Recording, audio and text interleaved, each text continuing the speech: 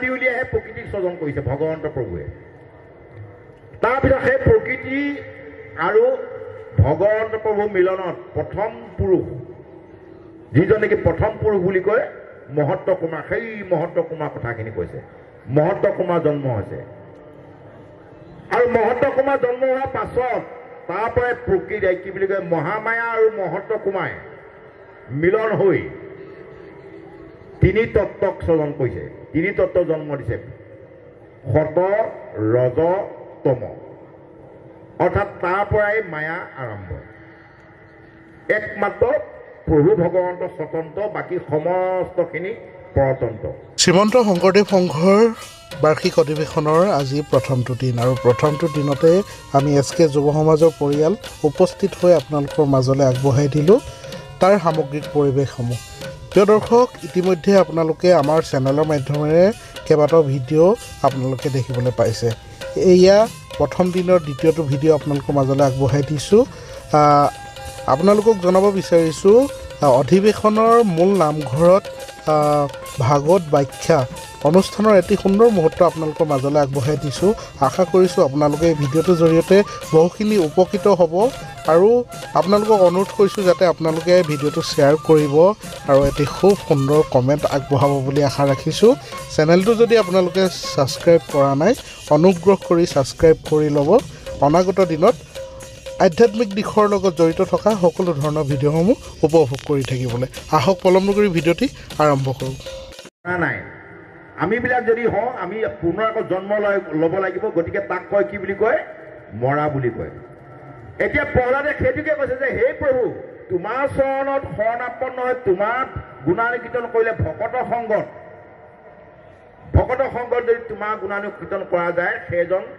বা সেইটো জীৱ বা সেইজন ভকত নমৰে এই সংসাৰত তৰি যায় মৰা আৰু তৰা দুটা বস্তু আপোনাৰ সবে লক্ষ্য কৰিব এতিয়া এই সুন্দৰভাৱে আমাক এজন দৈত্য শিশু প্ৰহ্লাদে ইমান গুৰুত্বপূৰ্ণ বিষয়খিনি আমাক আগবঢ়াইছে এতিয়া সেই প্ৰভুসকল আমি যদি তাক এইসমূহ গ্ৰহণ কৰি আমি এই নৰতনু দেহটো ধাৰণ কৰাৰ পাছত আমি যদি কৃতাৰ্থ হ'ব নোৱাৰোঁ তেতিয়াহ'লে আমাতকৈ এই সংসাৰত দুৰ্ভগীয়া নাই বুলি ক'ব লাগিব কৃষ্ণ কৃষ্ণ হে ৰাম বুলিবা দুখে তপ্ত যিটো জন হয় তাৰ প্ৰতিকাৰ লোকে দেখিবে নিশ্চয় মোৰ দাস্য ভাৱ আৰু কিহত লাগয় তাৰ উত্তৰ কহো শুনা কৃপাময় ৰাম দুখে মগ্ন হৈ আছে সংসাৰত যত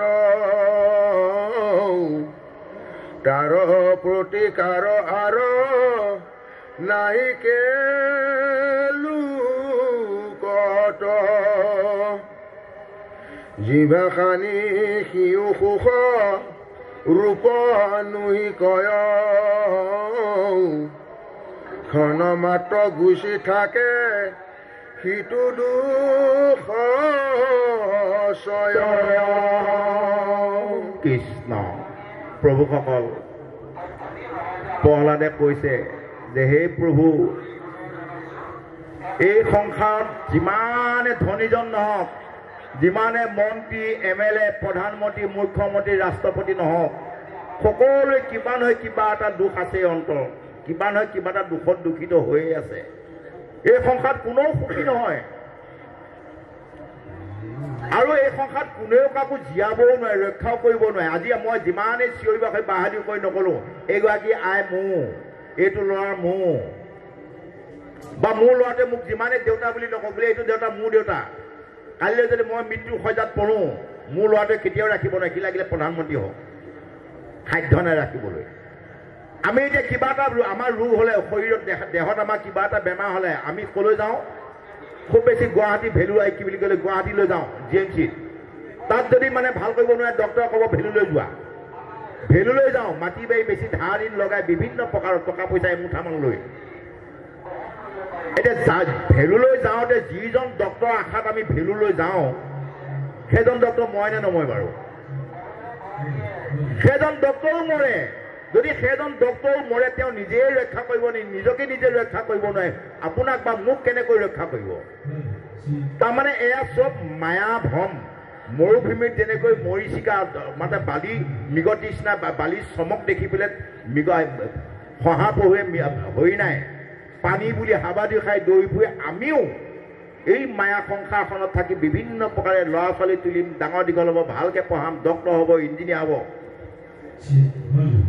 প্ৰহ্লাদে কৈছে মিছা কথা প্ৰভু যেতিয়ালৈকে আপোনাৰ কৃপা নহয়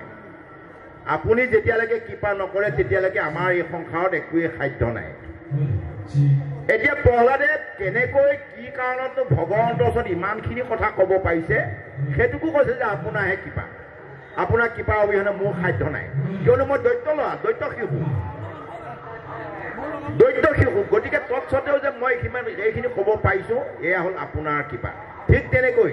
আমাকো সুন্দৰভাৱে আমাক শৰণ কাৰ্যত শৰণৰ সময়ত দেখুৱাইছে আমাক শৰণাচাৰ্যসকলে দেখুৱাইছে যে সমস্তখিনি মোকে কিনা প্ৰভু মোকে কিনা আনৰ ধন নলাগৈ নামৰ ধনৰ বিনা বুলি আমি আমাৰ দেহ পৰ্যন্ত তেওঁৰ চৰণত অৰ্পণ কৰি থৈছোঁ এই প্ৰহ্লাদেও এতিয়া সেইখিনি তত্ত্বকে ক'বৰ কাৰণে গৈ আছে ভগৱন্তৰ ওচৰত প্ৰহ্লাদে কৈ আছে আৰু বৈকুণ্ঠ শাস্ত্ৰ মহাভাগৱতৰ জৰিয়তে আমাৰবিলাকক কৈ আছে কৃষ্ণ ৰাম তোমাক এৰিয়া কৰে আশ্ৰয় আনত তথাপিতো দুখ তাৰ দেখি লোকত তাৰ একো কালে প্ৰভু দুখ নুগুচয় তোমাক কহৌ নৰ সিংহ কৃপাময় পালন পোষণ দুখ সততে কৰয় পিতৃত মাতৃত পুত্ৰে শৰণ লয় আজি গত ব্ৰাহ্মণ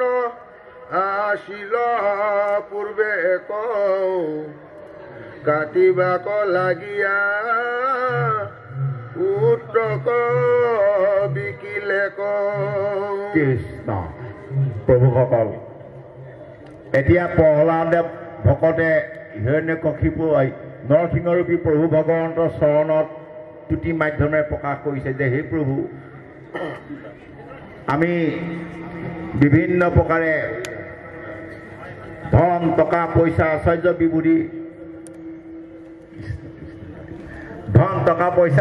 বিবুধি আশ্ৰয় কৰি আমি বিভিন্ন সুখ আৰ্জনৰ হেতুকে চেষ্টা কৰোঁ আৰু ইয়াত তাৰ একো কালে প্ৰভু দুখ নুগুচয় তোমাক কওঁ তোমাক এৰিয়া কৰে আশ্ৰয় আনত তথাপিতো তাৰ কৃষ্ণ কৃষ্ণ কৃষ্ণ কৃষ্ণ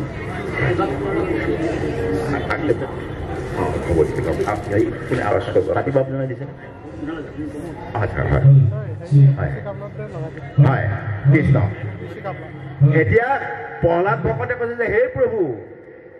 যিহেতু আপুনি সৰ্বসভা আপুনি মালিক আৰু কিছু লোকসকলে বিপথে পৰিচালিত হৈ কুসংগৰ আচৰণত পৰি কুসংগ কুনীতিত লিপ্ত হৈ বিভিন্ন প্ৰকাৰে বিভিন্ন দেৱী দেৱতাক পূজা সেৱা কৰে কিহৰ কাৰণে নিজৰ লাভৰ কাৰণে সদগতিৰ কাৰণে